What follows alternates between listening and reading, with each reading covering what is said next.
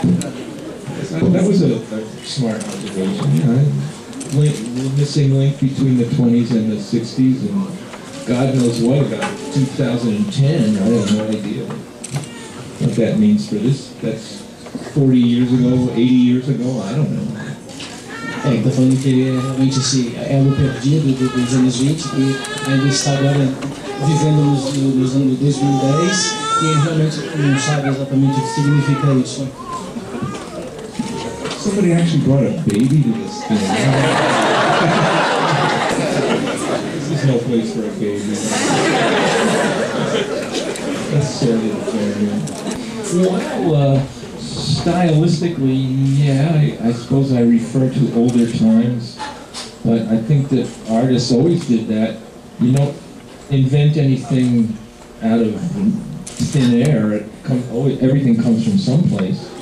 Basicamente é tudo dentro da década de 20, mas assim, as coisas não se reinventam, não se fabricam, então nada vem do ar. Então, yeah, sure. No seu estilo, você também tem essa coisa de pegar o mais antigo, porque você é o cara, vamos dizer assim, nessa época da contracultura dos Estados Unidos dos anos 60, com o Freak Brothers, ele deu toda a cara do movimento daquela época, né? Aquilo ali ficou como a cara dos anos 60 nos Freak Brothers. The Freak Brothers are the ambience of the 60s and 70s. The style is more like the 40s and 50s. This is a traditional comic strip with one joke, one page, one joke, like the newspapers. Tem uma história que o Gilbert foi, como se diz isso, ele foi fazer ali, prestar serviço militar, ele foi dispensado porque ele falou ali que ele tomava as drogas ali. Queria saber se é verdade, que ele contasse sobre essa história da dispensa dele do exército. Yeah. Prescription and non-prescription drugs. That's the secret. At that time, the peyote cactus was not yet illegal, and we all ate peyote cactus. It's a strange drug. It's similar to LSD, but it's natural and naturally something. Well, it makes you sick at your stomach, but when you're sick, you say, "Oh, great colors, man." Ele falava que tomava drogas lícitas e ilícitas, né? E tomava essa droga de um cactus, que é muito parecido com a LSD, tomava... O Crumb também tomou todas as drogas também ali nos anos 60, inclusive já deu entrevistas falando que o trabalho dele deu um salto quando ele tomou um ácido LSD pela primeira vez. Yeah, it is true, yeah. LSD had a big effect on my work. But I don't necessarily recommend that anyone really. I feel that it damaged my brain. It's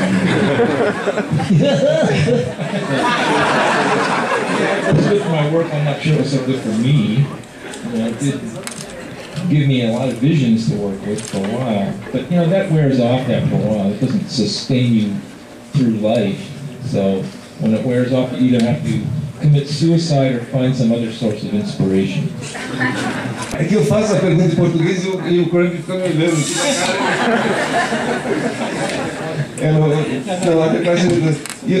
Você acabou de adaptar o Gênesis e você já tinha feito antes uma adaptação do Bukowski. O que foi mais rico, mais enriquecedor? Adaptar Deus ou Bukowski? The book of Genesis is written by people. It's not God. It's not about God. God didn't write it. It's crazy. I would probably have to say I was, as far as spiritual guidance for living, I would say Bukowski was better for me than the Bible. Is Bukowski well known here? Yeah. Wow. Really? Yeah. Wow. Okay. Good. I also learned the other day that the Three Stooges are well known in Between Bukowski and the Three Stooges, you've got, you know, North American culture down. That's all you have to know. That's it. E que os Três Patetas também são muito famosos aqui, eu fico surpreso de saber que o Bukowski é famoso aqui, e que se a gente conhece bem os Três Patetas e Bukowski, a gente tem mais ou menos o que é importante da cultura americana.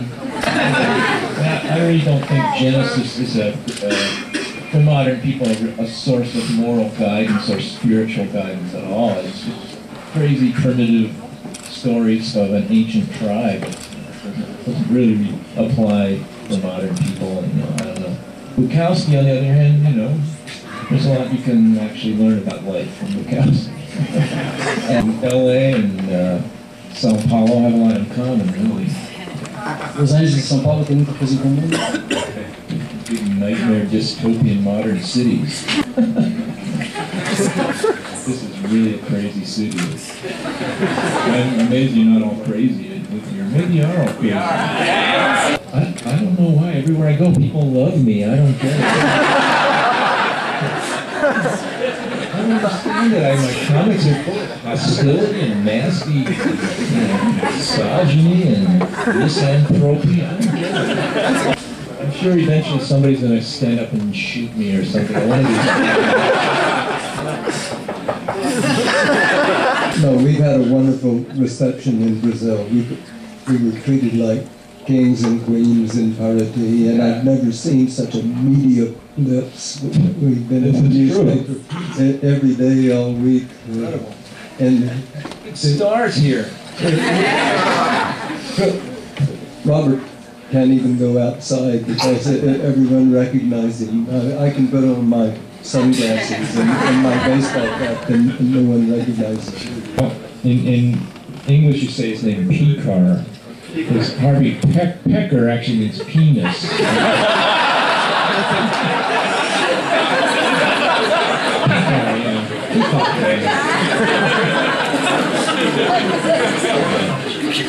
That's why we love him. He was a good writer. You know, he couldn't draw at all. So he always needed other artists to draw his work for him. He's a great comics writer. He understood all the timing and everything for comics. He was well versed in that. But he could only draw little stick figures. So when he'd give you his manuscripts, he'd have it laid out like panels, like a comic. It was just little stick figures. And, you know, but yeah, I enjoyed drawing this stuff. He was a good writer, but and he used you had to structure a story, but instead of making you laugh, he would just make you depressed. Eu queria saber dos dois qual a opinião deles a respeito da pirataria, porque eles são os artistas talvez mais pirateados da história, né? Dezenas, milhares de revistas que publicaram as histórias deles sem pagar os direitos. Mas apesar disso, que a gente sabe que é uma coisa muito ruim, muitos de nós aqui também acabamos conhecendo a obra deles. Eu mesmo comprei muitas dessas revistas, eu tinha 15 anos de idade. In the early days, back in the 70s and all that, there's all these small papers and magazines that were doing this kind of left alternative type stuff. They had no money, and I was happy to see them print my stuff. You know, I didn't expect them to pay. There was no money. There was no money in any small print. In the early days, right? In the early days, now there's big publishers and they're making money. They're driving around in sports cars. Yeah, maybe I don't know, we should pay something. We try and, you know, make contracts and, you know, get them to pay if we can, but sometimes it's not worth fighting, you know, you only got one life.